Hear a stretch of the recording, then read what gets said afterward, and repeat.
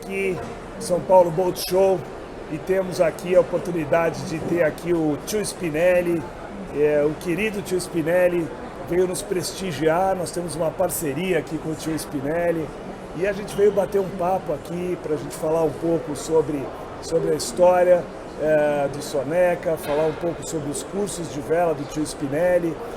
O Flip Boat Club tem uma parceria porque a gente entende que muitas das pessoas que nos procuram estão entrando no mundo da vela e nada melhor do que começar com um bom fundamento de aprendizado, né, que a gente confia aí que o tio Spinelli traga para as pessoas que querem começar no mundo da vela oceânica. Muito bem-vindo, tio. Muito obrigado por estar aqui com a gente. Prazer estar aqui com você. E então, tio, conta um pouquinho para a gente sobre essa vida que você vem se dedicando aí ao ensinamento, né? Como é que você começou a dar curso de vela? Conta um pouquinho aí de há quantos anos você dá cursos de vela? Conta um pouquinho aí pra gente. Bom, eu fiz o Soneca para aulas de mergulho. E as aulas de mergulho, com o tempo, foram decaindo um pouco. Na nossa região a água não é muito boa o ano inteiro, então são áreas específicas. E eu passei a velejar com a Cecília. E a gente fez Florianópolis, Itajaí, Blumenau, Rio de Janeiro, Angra. A gente ficou um tempo morando a bordo. Morando a bordo. Nessa brincadeira eu ia evoluindo na vela, que tem tudo a ver com voo, e eu sempre fui muito ligado a voo. Eu tenho brevet de planador, de girocóptero, de avião, e eu comecei a perceber que as pessoas não tiravam bom proveito dos seus barcos. Então, vela muito cansada, vela muito aberta, carrinho dizendo errado. E aí eu comecei a dar palpite de longe. Por que você não faz isso? Por que você não faz isso? E alguém começou a dizer, por que você não dá aula de vela? Eu comecei a dar aula de vela de uma maneira muito informal, com os amigos, assim. Isso tem 14 anos. 14 anos, que legal. Uns 3 ou 4 anos depois eu fui convidado a trabalhar com uma escola. Achei um sistema muito parecido com o que eu gostaria de dar aula, mas faltando detalhes. Trabalhei uns 4 ou 5 anos nessa escola, depois montei a minha escola, que tem 4 anos também. Tá. Então, formalmente, tem 8 a 9 anos que eu faço Você dá aula de velas. Formal. Tá. E aí, você percebe que as pessoas velejam, todo mundo veleja, mas velejar bem, ou velejar com segurança, ou velejar de uma maneira mais prazerosa, tirando tudo que você pode do barco sem nenhum prejuízo para a embarcação, é um pouco mais difícil. Necessita de um curso teórico que una isso à prática. Basicamente é o que eu tenho feito. Muito bom, tio. E a gente é muito procurado por pessoas, tio, que falam assim, poxa, mas eu nunca velejei. Será que eu com 40 anos vou aprender a velejar? Como é que eu começo?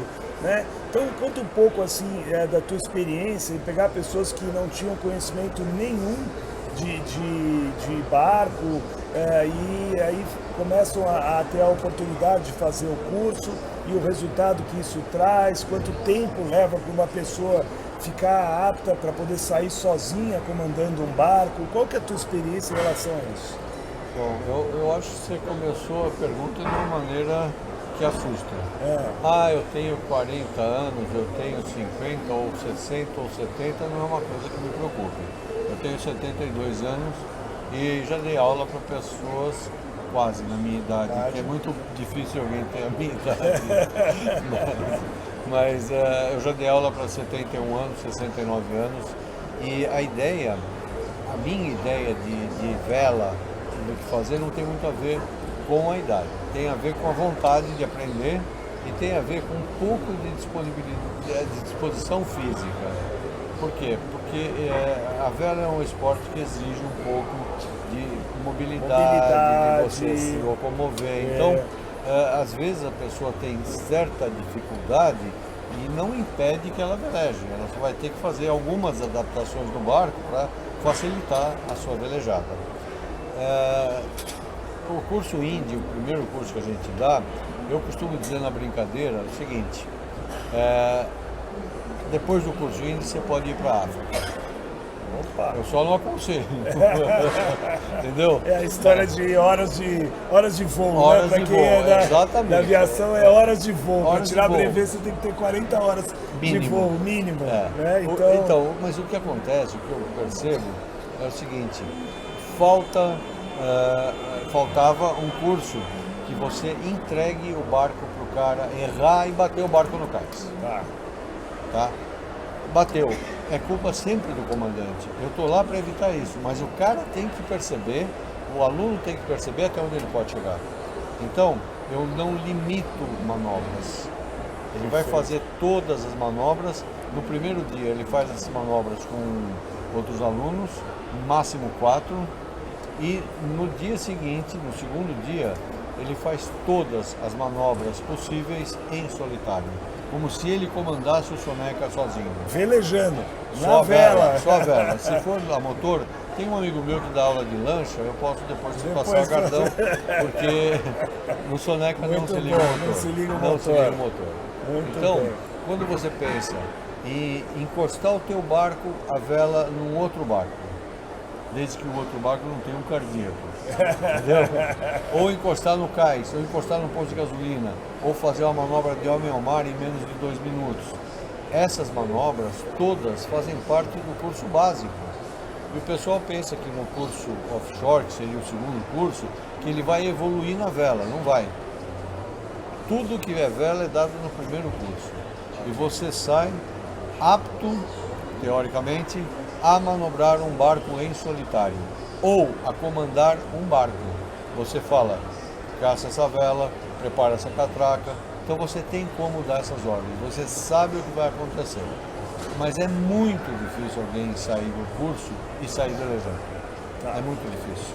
Em 2 dias você não passa algumas coisas tipo feeling. De que lado vem o vento? Todo mundo olha para o index. E o index é falso, hipócrita e mentiroso. Eu falo, não olha para aquilo lá. Você tem que sentir onde vem o vento. E aí a gente vai começar a regular a vela. Tá? E isso não depende de idade. Tá? A gente vai ter um curso teórico que é bem pesado, mas agradável. Ele é bem pesado, mas muito facilmente assimilável. Tanto assim que eu não tive, em 4 anos, com 1.300 e poucos alunos, nenhum que tenha dito eu não entendi. Perfeito. Tá? Agora, entre eu entendi e fazer, vai uma distância grande. Tem algumas pessoas que fazem isso rapidamente, tem outras pessoas que são muito mais lentas de aprendizado, porque pessoas têm velocidades de aprendizado diferentes. Então, no Soneca essas velocidades são respeitadas. Você pode ter muita facilidade em arrumar genoa, mas não tem a menor facilidade em seguir bússola. Você vai aprender a seguir bússola com o mesmo tempo que você teve na genoa e com o tempo que você precisar, porque o curso não é baseado em tempo, ele é baseado em performance. Você vai fazer até você se sentir seguro e continuar. Muito bom. E essa questão da idade, eu comentei, tio, pelo seguinte, é para desmistificar que as pessoas acham que comandar um veleiro, que velejar é uma coisa que você tem que ter aprendido de criança, que então existe uma impressão das pessoas que eu vou andar de lancha, vou aprender, vou comprar uma lancha, porque a lancha é mais ou menos como um carro, então eu acho que é mais fácil. Agora veleiro não, veleiro é coisa de velejador que aprendeu desde criança, que participa de regata, de competição, e o que a gente mostra é que não, que o veleiro você pode aprender com qualquer idade, né? Desde que você tenha uma mobilidade, uma capacidade de se movimentar e não precisa de força, né? As pessoas acham que o veleiro precisa de força e isso também não é uma verdade. Jeito né? e mobilidade. Mobilidade, você saber fazer o posicionamento do barco em determinadas situações para você não ter que fazer força, né? Tudo isso você aprende. Então, são 2 dias embarcado, como é que são 2 dias, você são até quantas pessoas no curso? Máximo 4, mas Máximo você 4. não precisa fechar curso com 4 pessoas. Você pode vir individualmente.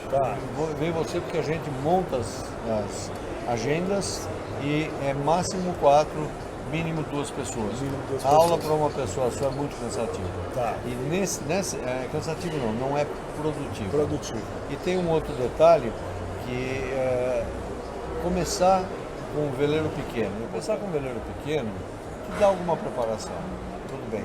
Mas quando você pega um barco de 8 toneladas, a tua reação, a tua resposta tem que ser outra. E o que você aprendeu, meu pai dizia muito isso, experiência é um farol muito forte virado para trás. Ele serve para você ver o que você fez e talvez não cometeu, mas ele não vai dizer o que você tem que fazer lá na frente. Então, no caso de vela, você tem que partir para a vela no tamanho que te agrade. Eu sempre digo que o barco tem que ser o menor possível. Por quê? Se o teu barco, o barco que você fizer, o menor for 60 pés, não tem um 61. Perfeito. Entendeu? Então, não é que você vai começar com um barco pequeno, você vai começar com um barco no tamanho que te aprover. E esse barco pode ter 60, pode ter 40, pode ter 30, não importa. Mas você tem que estar apto a manobrar esse barco e não manobrar barcos pequenos. Eu acho fundamental que ele comece a fazer curso em represa, que faça curso de laser, ding, que vá passear de day sailor. É uma boa... Um bom aprendizado, E pelo menos ele vai começar a saber de onde vem o vento. A minha mulher costuma dizer que o vento devia ter cor.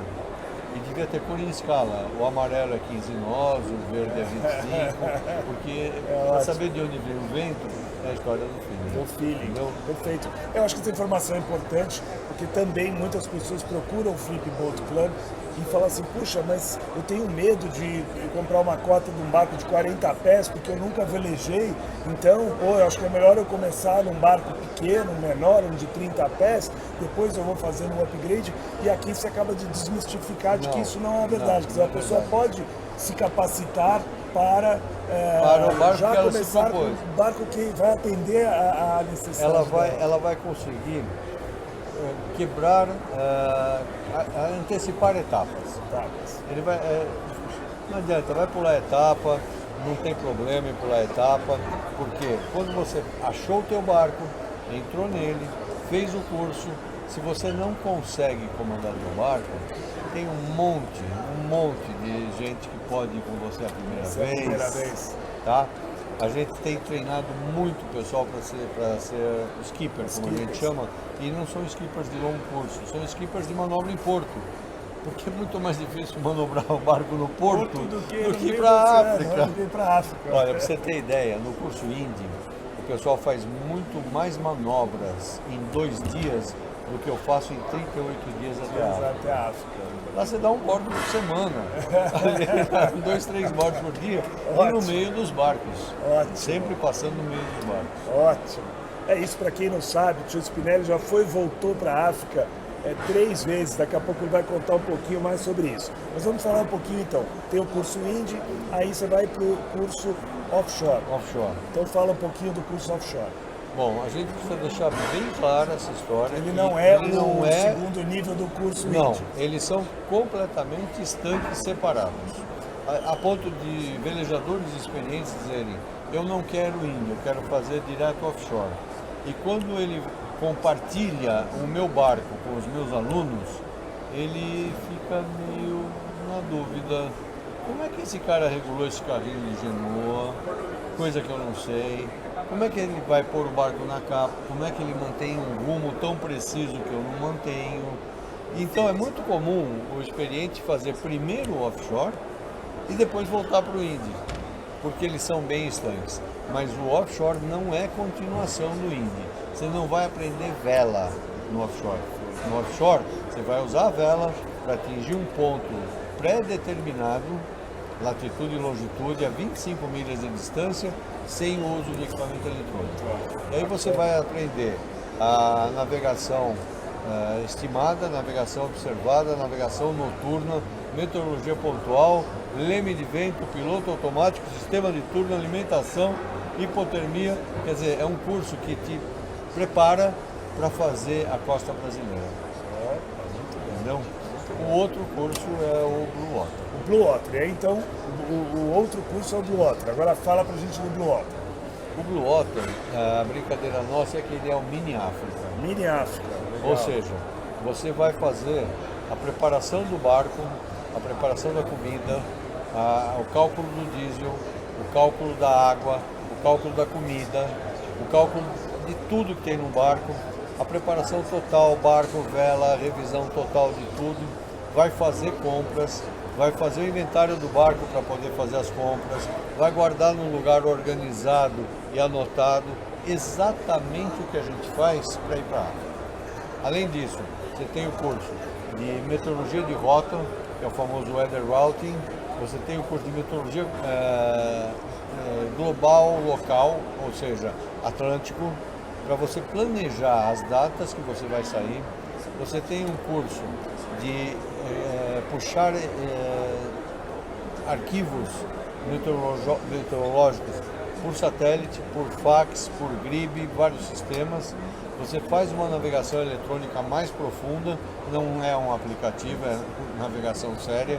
E depois, aí sextante, você aprende a usar o sextante para fazer passagem meridiana, e isso mais ou menos em 3 dias. É bem puxado, onde você fica a bordo já cumprindo o sistema de turnos. Você dorme 2 horas, você trabalha 2 horas, dorme 4 horas, 24 horas, como se estivesse em rota, mas você está na poita, está no cais. Depois dessa preparação, a gente sai em direção à África, o famoso rumo 155 magnético, que é o nosso 132, seria essa descida, não sei se dá para ver, mas essa descida aqui assim, ó. Isso é rumo 155. Perfeito. Tá? Nesse rumo 155, você vai navegar 150 milhas. 150 milhas. Isso dá mais ou menos 1 dia e meio, e depois 1 dia e meio de volta. Você fez 3 dias, 300 milhas, fazendo os turnos como se estivesse indo para a África. Tá? E aí o que acontece? Eu costumo dizer, se você multiplicar o que você fez até agora por 10, você chega na África. Isso é um mini África total. Isso é interessante que você fala muito em relação à questão de você ter o aprendizado, mesmo que prático, e depois ganhar as horas de voo. Né? E o que a gente proporciona dentro do Flip Boat Club para as pessoas que fizeram o curso com você e adquiriram uma multipropriedade em um dos barcos do Flip Boat, é que nós temos skippers credenciados, inclusive uma delas foi para a África com você, que é a Teodora. Sim. E esses skippers você pode contratar para fazer os day use, né? Para que você que está entrando no mundo da vela e acabou de adquirir uma cota, você sai uma vez com o skipper, sai 2, sai 3, sai 4, até que esse skipper vai falar, olha, ele agora já está capacitado para comandar o barco sozinho, ele ganhou horas de voo, né, horas de navegação, que ele pode sair com a família dele em segurança, não vai colocar ninguém em risco e tudo mais. Então esse é o procedimento que a gente recomenda para os nossos usuários. Você diz de use. Na verdade, se ele aluga e vai ficar 2, 3 dias, tem skippers que vão ficar com ele, porque tomar banho é diferente, cozinhar é diferente, ancorar é diferente. Então ele vai pegar o traquejo para poder ele ficar seguro nas pernoites, né? Que aliás é uma das coisas mais agradáveis que tem, que eu falo que as pessoas que nunca fizeram uma pernoite no mar, que seja numa ilha a 5 milhas de distância do teu porto, é maravilhoso. Bater foto do nascer e do pôr do sol. Pelo menos 80 fotos por dia a gente tem. E com a lua e com estrela e aquela experiência da pernoite a bordo é sensacional. E se esse papo fosse no cockpit, é o famoso papo de cockpit, ele não para. É verdade. Horas e horas e horas. É isso mesmo. O papo de cockpit é fantástico. É verdade, eu chamo de papo de conversa. Papo de conversa. E tio, eu vou falar de outro assunto que as pessoas nos questionam muito e que também acompanha aí os temores das pessoas que têm pouco conhecimento. É o famoso, eu tenho um problema que eu enjoo muito, né? Então, como é que funciona essa questão? Quer dizer, as pessoas que nunca navegaram ou que já navegaram, tiveram uma experiência de enjoo, né? Eu sei que você tem essa experiência pessoal e eu queria que você contasse da sua experiência pessoal sobre o problema de enjoar a bordo. Olha, como eu já disse, eu voava. E quando eu passei para o barco, por causa do mergulho, que foi uma paixão, eu comecei a enjoar muito nos barcos de mergulho. Tá. Mas não era enjoar como o pessoal sente mal-estar. Eu era o trapo do barco, joga ele ali no canto. Que ele tá passando Ele muito zero, mal. Esse zerou. Zerou. Aí Era eu nesse nível, você capotou ficava- e pegou fogo. Aí o cara fala assim, você quer mergulhar? E eu devia responder alguma coisa que eles deviam entender que sim. Então eles me equipavam e me jogavam na água. E embaixo d'água tudo muda referencial. E esse é um ponto que a gente vai falar daqui a pouco. Muda o referencial e eu passava super bem. A paixão pelo mergulho foi tão grande que eu fui evoluindo e acabei não enjoando mais. Não enjoando mais. Mas na verdade o pessoal dizia que eu enjoava por causa do cheiro do diesel, o cheiro da gasolina, balanço do barco que é estranho, é melhor você pegar um veleiro. Então, essa é uma grande mentira. Eu mudei pro veleiro e eu passava mal pra Continuava caramba no enjoando. veleiro, não mudou nada. Mudou nada. Nada. E aí como é que você venceu isso? Porque as pessoas acham que assim, eu não tem jeito, eu tenho um problema de enjoo que eu não vou deixar de enjoar nunca. Então conta pra gente como é que é essa vivência. Olha, são vários passos. Um dos passos, eu fui evoluindo no mergulho e quando eu fiz o curso de Rescue Diver, eu comecei a ter que cuidar de outras pessoas. E aí você, quando começa a cuidar de outras pessoas, você começa a racionalizar alguma coisa e deixa o emocional, que é uma parte do enjoo, de lado. Tá. Em seguida, prática. Eu saía todo fim de semana para mergulhar. Eu comecei a trabalhar com mergulho. Como rescue diver, eu olhava as pessoas, cuidava, eu resgatava. Como dive master, eu tinha que organizar essas pessoas. Eu não tinha tempo para enjoar.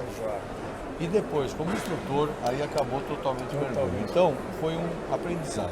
Mas, no barco, com 350 tripulações que a gente já montou, eu percebi o seguinte: primeiro, uma postura muito rígida com relação a você mesmo.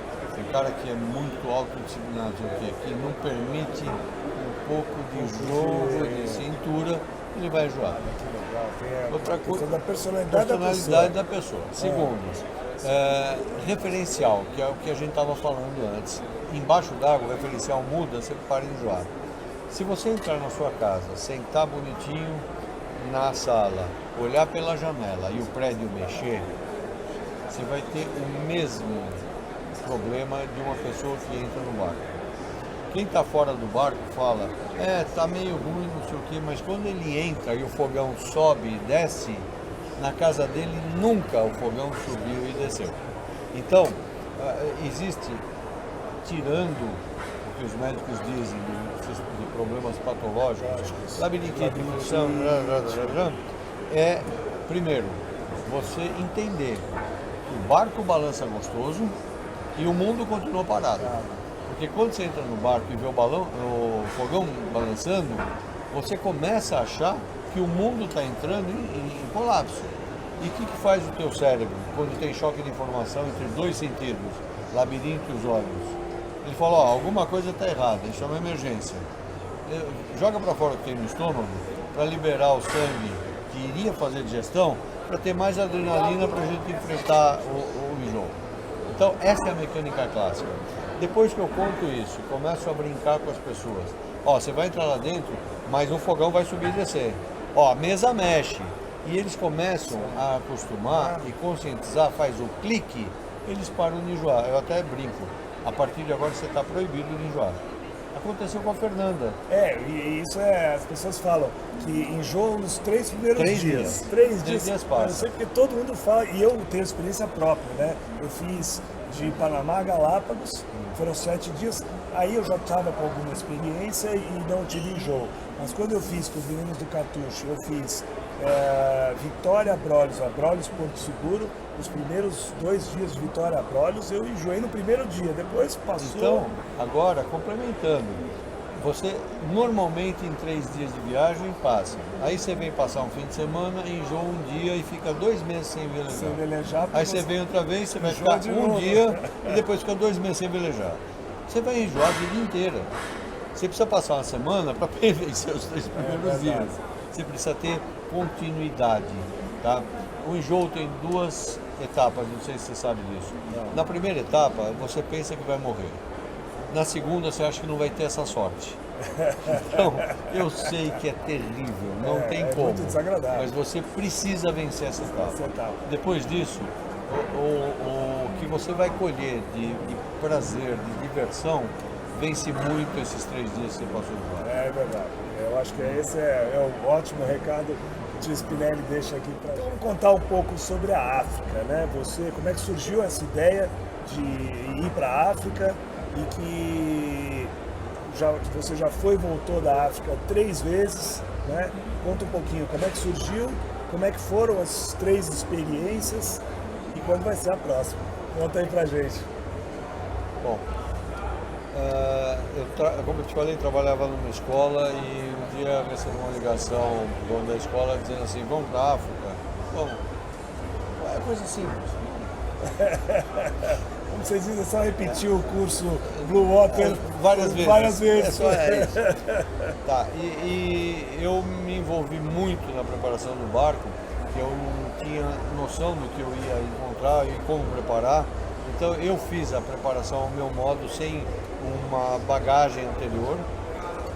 Eu fiz a preparação e a comida, minha mulher cozinhou 180 refeições, 172 refeições para fazer. Num sistema de conserva que a gente tem a bordo, muito interessante, porque eu não sei cozinhar, eu não gosto da cozinha. Então eu podia fazer arroz, feijão, arroz, macarrão, purê de batata e cuscuz. O resto estava pronto. E depois de muita correria, muito preparo, muita pesquisa meteorológica, muita consulta, muito bate-papo, a gente saiu. Para você ter ideia, eu só fui perceber que eu estava indo para a África 7 dias depois de ter sido largado. Quando completou uma semana, nossa, sabe aquela expressão antiga, caiu a ficha? Caiu a ficha. Não, caiu um tijolo. Tum! O que eu estou fazendo aqui no meio do oceano? E aí começa uma agonia que eu já tinha sentido nos alunos. Você faz o planejamento do cara aí de Ubatuba a Ilhabela. No planejamento você fala, ó, vai levar de 4 a 5 horas. O cara vira, sai do porto, aponta o barco para Ilhabela e pergunta para você, falta muito? Falta 4 horas e meia, faz meia hora de sair. Dali 10 minutos, falta muito? Sim, falta 4 horas e 20. Então, a agonia de chegar tira, primeiro, o prazer da viagem e te cria uma baita de uma insegurança. Será que vai aguentar? O que vai quebrar? Será que tá bom? Quanto tempo falta? Será que vai demorar muito para chegar?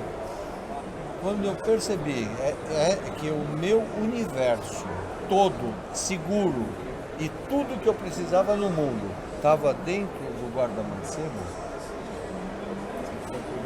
tranquilizei. E aí eu comecei a curtir a viagem. Mas isso levou uns 10, 12 dias. A tripulação estava em quantas pessoas? Nós estávamos em 2 pessoas. 2? Só pessoas. você e mais uma? Eu e mais 2. Você e mais 2. Então era turno de 3 horas, trabalhava 3 horas, dormia 6.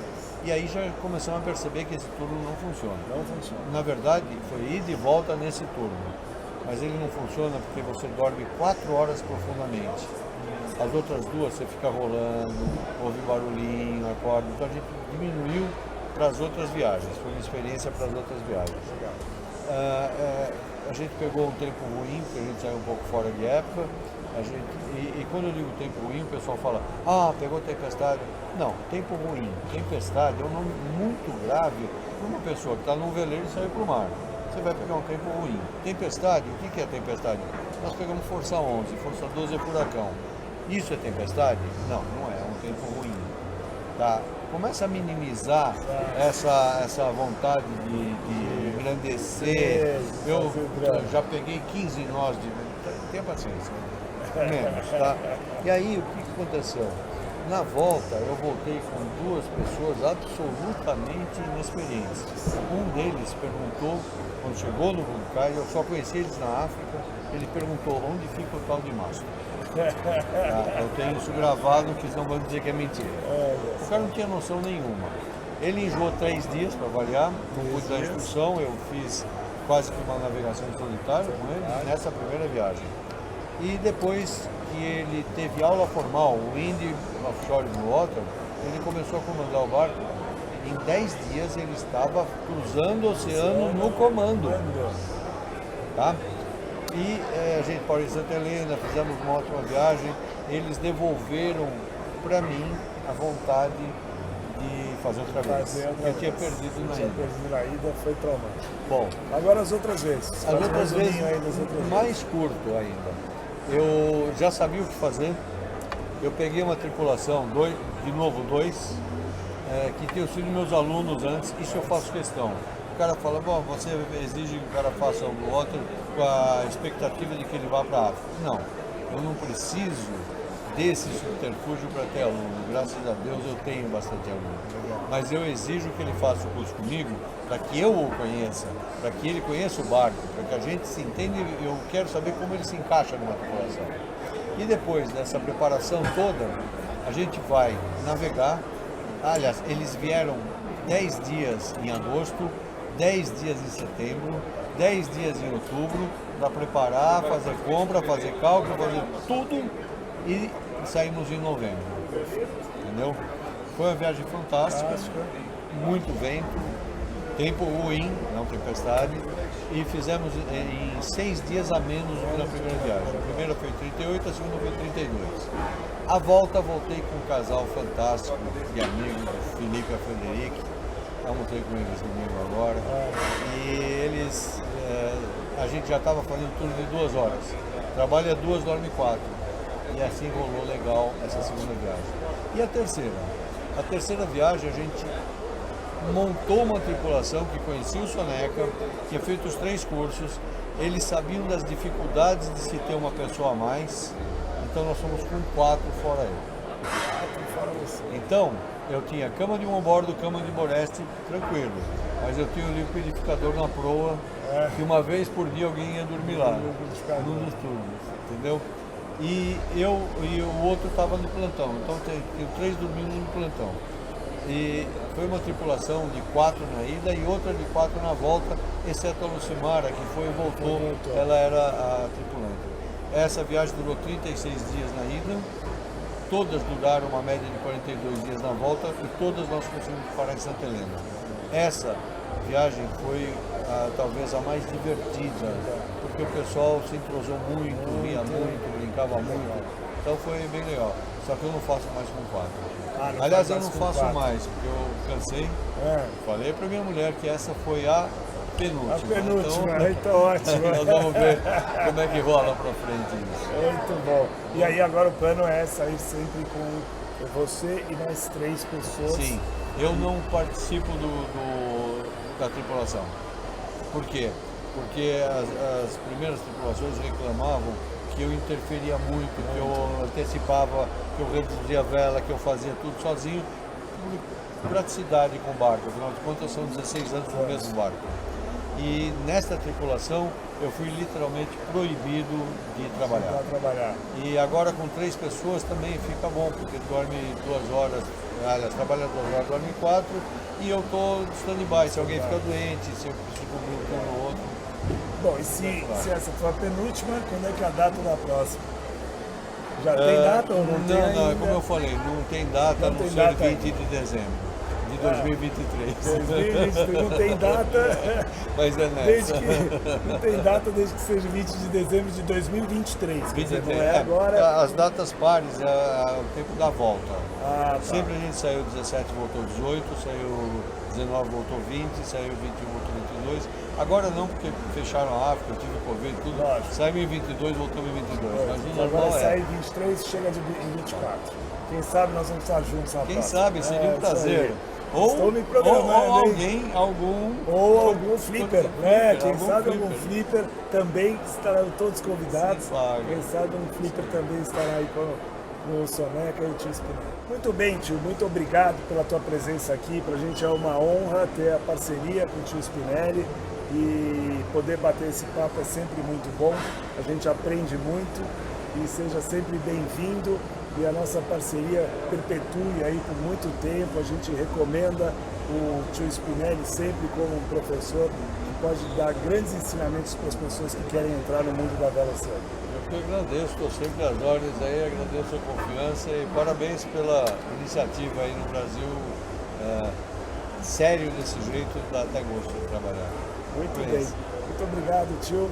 É isso aí, nos vemos em Ubatuba, no Soneca. Estou aguardando você lá. Estaremos lá.